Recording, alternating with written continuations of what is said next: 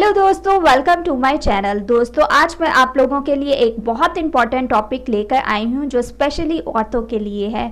तो दोस्तों, इस वीडियो को एंड तक ज़रूर देखें। आज का जो टॉपिक है मेरा वो ये है रहम में पानी की थैलियों के बनने की वजूहात। रहम के अंदर पानी की छोटी छोटी थैलियां बनना शुरू हो जाती हैं जिसको पानी की थैलियां कहते हैं। रहम के अंदर पानी की ये थैलियां साइज के एतबार से गंदम के दाने से लेकर एक बड़ी खुबानी जितनी बड़ी हो सकती है।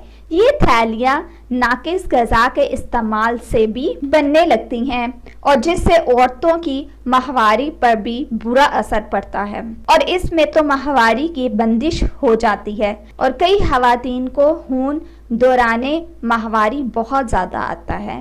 पानी की ये थैलियां अगर बच्चेदानी में बनना शुरू हो जाएं तो इससे औरत को हमल नहीं ठहरता है।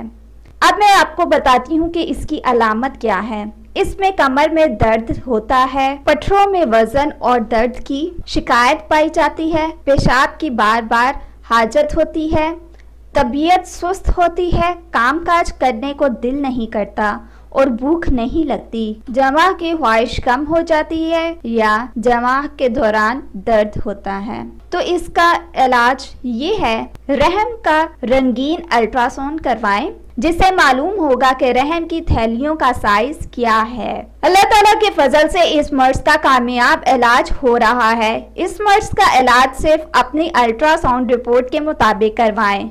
दोस्तों, ये थी आज की मेरी इन्फॉर्मेशन। मजीद वीडियोस के लिए हमारे चैनल को सब्सक्राइब करके जल्दी से आप लोग बेल आइकन के बटन को प्रेस कर दें ताकि मजीद इन्फॉर्मेशन आपको पहुंचाई जा सके।